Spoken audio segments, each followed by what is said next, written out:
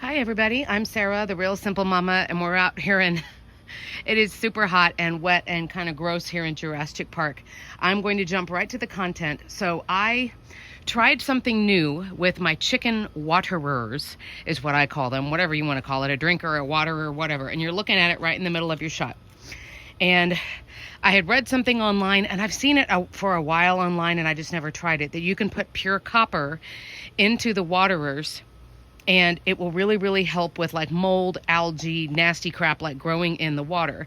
And I just wanted to jump on here real quick, and I'll put down as an affiliate link if you want to see what I got. I got some, they're very cheap pieces of copper off of Amazon. In theory, I mean, I'm assuming if pennies are pure copper, you could use that too. Just using something that's really clean. Here's my Lacey. She's going through a molt, so please ignore all of the gaps in her feathers. Hi, gorgeous. But anyway, I was going to tell you that it works. It does work. It slows it way down. Now, a couple of things that I will tell you about as I did more research into it, if you want to try it. So the ultimate review or opinion from me is that yes, it works, and I'm going to do it from now on. I have two. It's a 5-gallon waterer, and so you'll see in the affiliate link if you care. I put 2 of those like really thin rods down in there just because I knew they'd be easy for me to maneuver. And essentially I'm still having to come out and clean the waterer, but honestly, I'm only doing it like once or twice a week now. And as you can see, all I did just now, I'm trying to get over here without like getting stuck in what feels like quicksand. It's not totally clean. Sorry, I'm trying to move around a tarp. But it is really darn close. And some of the stuff that you see in there, you know, I deep cleaned it with a scrub brush that I got at Dollar Tree, and I cleaned the hell out of it before I put the copper in and filled it up to try it. But I mean, we've been sitting at temperatures around 100 degrees. This is in partial sun, so it does get shade sometimes, and it does get sun sometimes. And then there is still some growth like down in the red part, like in the tray or the plate down in the bottom. But I was going to say, if you're not doing this, it does really help. However, it doesn't mean you're never ever going to have to clean it again. Like, I'm still going to be cleaning it, but it does, you know, like for example, I don't have to fill up this water more than once or twice a week. My chickens have other water sources, so that's how quickly they go through the water supply anyway. But now, instead of me coming out and I'm like, oh God, like there's still water in it, but it's like super green and gross, and there's mosquitoes in it, and it's just disgusting. This is really helping me. However, if you have other animals, I'm going to back up.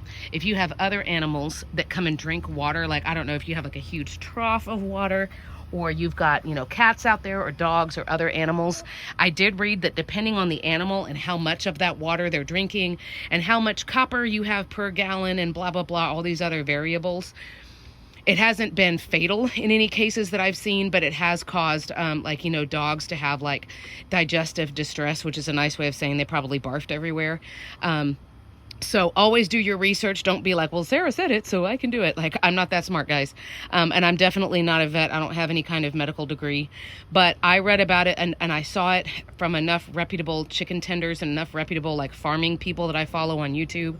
And I've read the articles, and here comes a plane, and I've done the thing. So I was like, you know what? I'm going to try it. And worst case scenario, it sucks. And then I take it out and say, never mind, it didn't work, but it does.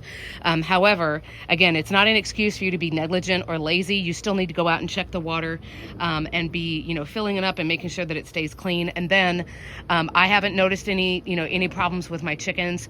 They're getting their second dose of Ivermax today, and I'm also going to be using Denagard on them to help with, like, a couple of them have a little bit of like some sniffles going on. But certainly I'm going to keep watching, and if somebody starts to, like, you know, their health starts to go south, I'm going to assume that's the variable that I want to change. But I did want to tell you that I've tried it, and I have really been able to see a big difference. I'm going to pan around here at the end. You can see this video here if you care. That's about some of the different waterers that I use. This one the chickens don't like, and they don't use as much, but it's here inside the coop in case stuff goes crazy with like the automatic door, something craps out and it doesn't open. The chickens have food and water in there, so they are okay. So it's just a backup. And then I have trays of water as I pan around slowly everywhere. So we are still you know, training the chickens, and there's lots of new and lots of chores, and I have a ton of stuff to do tomorrow, chore wise, but I just wanted to throw that out there. If you've never tried it, it may help with your chicken chores for you to have copper in with your chicken's water.